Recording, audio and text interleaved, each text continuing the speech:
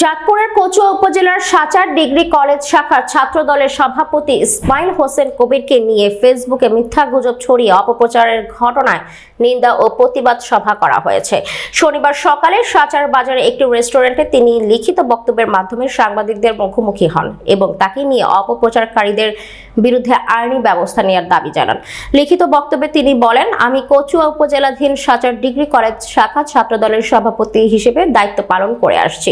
পাশাপাশি আমি সাচার বাজারের পুলিশ ফাঁড়ির সামনের একজন মৌসুমী ফল বিক্রেতা হিসেবে সুনামের সাথে ব্যবসা করে আসছি। দীর্ঘদিন বিএনপি ছাত্র দলের রাজনীতির সাথে জড়িত থেকে এলাকার মানুষের পাশে রয়েছে। বিশেষ করে আমার প্রিয় নেতা ও সাবেক সফল শিক্ষা প্রতিমন্ত্রী ডক্টর আনম এহসানুল হক মিলন ও বিএনপির কেন্দ্রীয় কমিটির সদস্য নাজমুন নাহার বেবি আপার পক্ষে দুঃসাহসিকভাবে সাংগঠনিক কর্মকাণ্ড পরিচালনা করে আসছি। এরই ধারাবাহিকতায় একটি প্রতিপক্ষ গ্রুপ রাজনৈতিকভাবে আমার পেছনে লেগেছে। বিগত প্রায় 6 থেকে 7 মাস আগে কচুয়া উপজেলার হরিপুর গ্রামে মাদক নিয়ে পার্শ্ববর্তী চান্দিনা উপজেলার মহিচাইল গ্রামে 2 যুবককে হাতে নাতে আটক করে পুলিশে সোপর্দ করা হয় বলে শুনেছি। পরবর্তীতে ওই ঘটনায় 3 থেকে 4 মাস পর আমি আমার এক আত্মীয়ের বাড়ি চান্দিনায় মহিচাইল এলাকায় গেলে আমার বাড়ির সাচার এলাকায় শুনে কাকতালীয়ভাবে আমাকে মহিচাইল বাজারে আটক করে লাঞ্ছনা করে। এ সময় আটককারীরা কচুয়ার হরিপুর গ্রামের হাবিবুর রহমান টিটু ও সাইমন দর্জিকে চিনি কিনা তা জানতে চায় এবং এক পর্যায়ে আমাকে মারধর করে 2 দিন অজ্ঞাত স্থানে আটকে রেখে জোরপূর্বক মিথ্যা স্বীকারোক্তি নিয়ে মোবাইল ভিডিও ধারণ করে।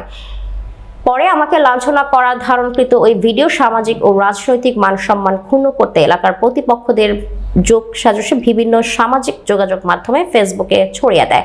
আমি রাজনৈতিক পেশায় জড়িত থাকায় দীর্ঘদিন একটি প্রতিপক্ষ মহল আমার পেছনে লেগে আছে এবং উদ্দেশ্য প্রণোদিত হয়ে আমার ভিডিও ফেসবুকে ছড়িয়ে দিয়ে মান সম্মান ক্ষুণ্ণ করছে। এই ঘটনায় আমি তীব্র নিন্দা ও প্রতিবাদ জানাই। পাশাপাশি আমাকে নিয়ে ফেসবুকে অপপ্রচারকারীদের বিরুদ্ধে আইনি ব্যবস্থা নেওয়ার জন্য জোর দাবি জানাই। মূলত আমি রাজনৈতিক ষড়যন্ত্রের শিকার। বিষয়টি নিয়ে প্রশাসন ও স্থানীয় লোকজন বিব্রত না হতে জোর দাবি জানান তিনি। এ সময় বিএনপির নেতা হাবিবুর রহমান টিটু, সাইমন দর্জির, সাচার ইউনিয়ন স্বেচ্ছাসেবক দলের সাধারণ সম্পাদক আজহারুল ইসলাম নাহিদ, যুবদল নেতা আরিফ হোসেন ও ছাত্রদল নেতা হানিফ সহ অন্যান্যরা উপস্থিত ছিলেন। চিনতে পারছি যখন কবির আমাকে মারতে গেছে, তখন কবির সাথে আমার কিছুই নেই, কোনো সম্পর্কও নেই। আমি চান্দিনার লোক ধরছি, চান্দিনার লোককে আমি থানায় দিছি, আমি এইটুকু জানি। কবির সাথে তো আমার কিছু নেই।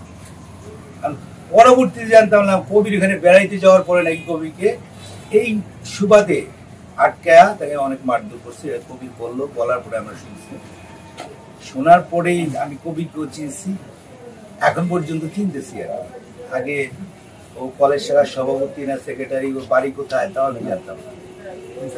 যাই হোক, এই পর্যায়ে আমরা আজ থেকে প্রায় তো 5 মাস আগে হবে, 5 মাস আগে ঘটনা। কিন্তু ইদানিং এসে দেখতেছি এটার রিপ্লাই হচ্ছে ফেসবুকে। আমরা মাদক ব্যবসায়ী বা আমরা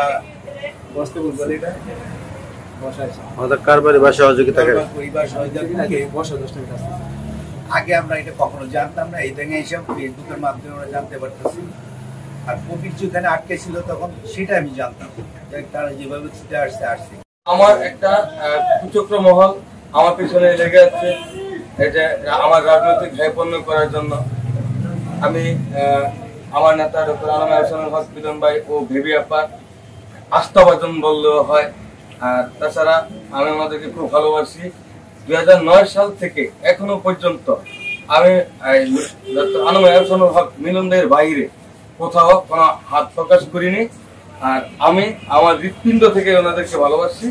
আর সেটাকে প্রয়াণ করার জন্যই আমার এলাকার কিছু কুচক্র মহল সামাজিক যোগাযোগের মাধ্যমে যেই ভিডিওটা ভাইরাল করেছে, সেটার জন্যই আমি তীব্র নিন্দা জানানোর জন্যই, এবং কি এলাকাবাসী কাছে জোর দাবি যে ওনারা যেহেতু আমার প্রতি হ্যায়পূর্ণ না হয়, সেটার জন্যই আমি আজকে এই প্রতিবাদ সভা আয়োজন